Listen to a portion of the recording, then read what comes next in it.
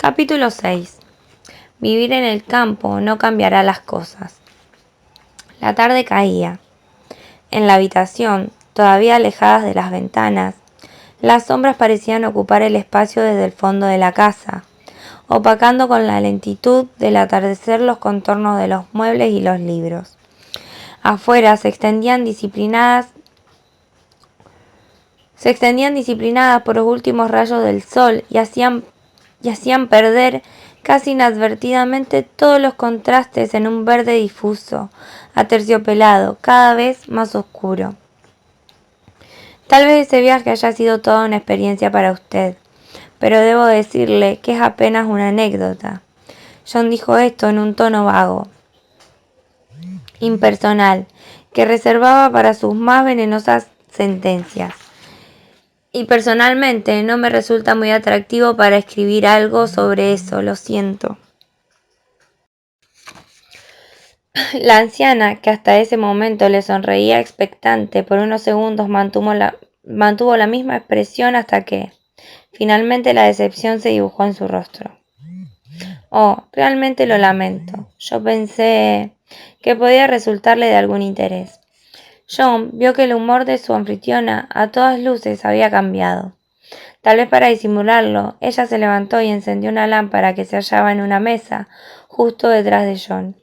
Lo hizo en silencio. Después, antes de sentarse nuevamente, colocó otro leño en el hogar. Todo esto duró casi medio minuto, y parecía despreocupada cuando dijo: Sí, claro, esto es apenas una anécdota. Seguramente la idea para su próxima novela es más interesante, ¿verdad? Eso espero. Al menos tengo la impresión de que podría ser una buena historia, dijo con falsa modestia. Y con la última palabra, John recordó que ella ya le había hecho esa pregunta, y que él le había respondido que no. Ahora, muy hábilmente, la hacía de nuevo. Y esa pequeña trampa lo hizo quedar como un imbécil. No pudo disimular una mirada furiosa. Era una mujer lista, sin dudas. Oh, sabía que la tenía. Por favor, sería un gran honor para mí escucharla, señor Bland. La voz era dulce como siempre, aunque a John le sonó como una orden. Sin embargo, John no se inmutó. Sonrió de una manera en que no lo había hecho hasta en ese momento y pensó: ¿Quieres la verdad? Bien, te diré la verdad. Pero antes de pronunciar una palabra hizo algo extraño. Se levantó, tomó el atizador que estaba a un costado del hogar y removió casi innecesariamente la pequeña fogata mientras decía: No me gustaría demorarla demasiado. Tal vez usted espera a alguien. Oh, no. Temo que recibo muy pocas visitas. La anciana lo miraba algo sorprendida. John colocó otro leño y volvió a su asiento. El atizador permanecía aún en su mano izquierda. Comenzaré desde el principio, ¿sabe? La tarde en que vinimos a conocer la propiedad pasamos por este camino y vi a una mujer mayor en el jardín. Era usted, es decir. Hizo una pequeña pausa. Yo sabía que aquí vivía una mujer, y hoy, mientras subía para llegar hasta aquí, me percaté de que su casa era la única, aparte de la mía, en este lugar. Y fue entonces que sucedió. Le confieso que desde ese momento estoy preguntándome qué historia es esa, que usted prefirió no contar. John sonrió. Bueno, está bien. Quiero advertirle que es apenas la idea central. Y se me ocurrió a partir de nosotros. Quiero decir, un matrimonio joven que tiene como única vecina a una anciana.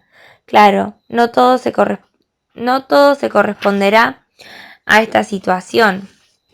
Ni siquiera nosotros mismos, porque al contarlo necesitaré deformar muchas cosas, inventaré otras, pero por lo pronto digamos que algunas circunstancias de la realidad me darán una mano para empezar. Comenzaré diciendo que soy el que soy. Un escritor.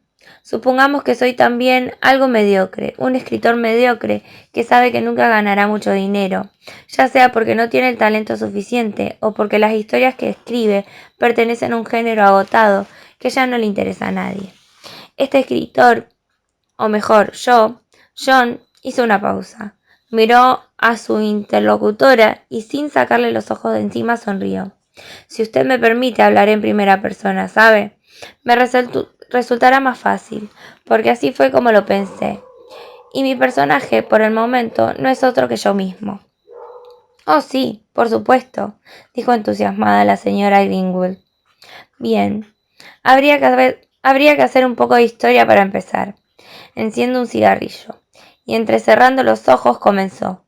Digamos que me casé con una muchacha que en pocos años heredará una fortuna. Nada exorbitante, pero que me permitirá vivir en el mundo real. No se puede vivir con las regalías de un par de novelas sin éxito. Y realmente lo único que sé hacer es escribir. Todo fue bien durante el primer año. Nunca estuve enamorado de mi mujer, pero era una muchacha simpática, que por alguna razón me admiraba. Después comenzaron algunas desavenencias, intrascendentes al principio. No le di importancia. Pensé que era lo habitual cuando una pareja comienza a convivir, usted sabe. Pero la cosa parecía ir más lejos. Ella pasaba mucho tiempo fuera de la casa. Esas desapariciones y una creciente irritación por cualquier cosa que yo pudiera hacer o decir me alarmaron. No me desesperaba el hecho de que ella no me amase, pero la sencilla razón de que yo tampoco la amaba. También podía soportar la áspera de nuestra vida en común, siempre que yo pudiera seguir escribiendo. Pero sus ausencias eran cada vez más frecuentes, y eso solo podía significar una cosa. Había otro hombre. Decidí disimular mis sospechas. Traté de ser más dócil y amable en la casa, y ya no le preguntaba nada cuando ella salía. Tenía la esperanza de que lo que pasaba a ser una aventura se muriera en un tiempo más o menos breve, como corresponde a una aventura. Toleraría todo lo necesario para poner paños fríos en el matrimonio, que era mi única posibilidad de vivir más o menos dignamente el resto de mi vida, aunque no vendiese una sola de mis novelas. Sabía que en ese momento cualquier discusión podría precipitar en lo único que no quería, o que no podía permitir, separarme de Annie. Mi estrategia funcionó por un tiempo. Nuestra vida en común se hizo a mi costa más fácil. Sin embargo, sus salidas continuaron. Después enfermó el padre, un hombre que, debo decirlo, nunca me quiso, y comenzó a llamarla para que lo acompañara cuando le sobrevenían pequeñas crisis debidas a una afección cardíaca, que en no mucho tiempo, ya lo dijeron los médicos, lo harán dejar este mundo. Así fue como Annie comenzó a estar con él, 1 o 2 noches a la semana. Fue en una de esas noches, una como las otras, que decidí seguirla. Algo en su modo de salir de la casa, una cierta emoción que yo le conocía, me hizo saber que no era su padre quien vería. Era muy fácil corroborarlo. Bastaba una llamada telefónica para ver si se encontraba allí. Pero eso era justamente lo que yo no quería. Verme obligado a pedirle explicaciones. Dejar abierta la posibilidad de la confesión de una mujer enamorada. Y usted sabe, en esas discusiones, la palabra divorcio puede pronunciarse muy fácilmente. Pero tenía que saberlo. La acompañé hasta la puerta del edificio y ni bien partió, tomé un taxi que la siguió hasta el Soho, donde se detuvo en una esquina. Él la estaba esperando exactamente allí. Era un muchacho alto que se subió al auto y la estrechó entre sus brazos, ¿sabe? Una cosa es sospecharlo con cierta certeza, más aún saberlo, y otra muy diferente es estar viéndolo con tus propios ojos. Los dos parecían como enloquecidos adentro de ese auto. Créame, fue como mirar una tragedia, aquello que cambiaría el curso de mi vida. Me sentí absolutamente impotente y tuve por primera vez mucho miedo. Esa noche, cuando volví a casa, no pude dormir. Sabía que cualquier cosa que hiciera para salvar nuestro matrimonio sería inútil. Nunca, ni en los primeros tiempos, había visto a Annie así, como esa tarde dentro del auto. Esa chica estaba perdidamente enamorada y me arrastraba a mi propia perdición. La idea de vivir en el campo era un viejo proyecto que teníamos desde que nos casamos, de modo que decidí llevarlo adelante. No iba a dejar escapar la oportunidad de alejarla de Londres. Creí, supongo, lo que creen todos los maridos, que la distancia les haría todo más difícil a los amantes, hasta que todo terminase, o algo. Cualquier cosa que pudiera pasar era preferible antes de ver cómo mi matrimonio se derrumbaba. Fui un iluso. Hoy mismo, apenas si acabábamos de entrar en la nueva casa, su padre la llamó por teléfono. Atendió ella. Y esa es la razón por la que está en Londres ahora. Seguramente con él. Ni siquiera le importó que su propia ropa esté en canastos por ahí. Nada cambiará. Desde aquí todo le será más fácil aún.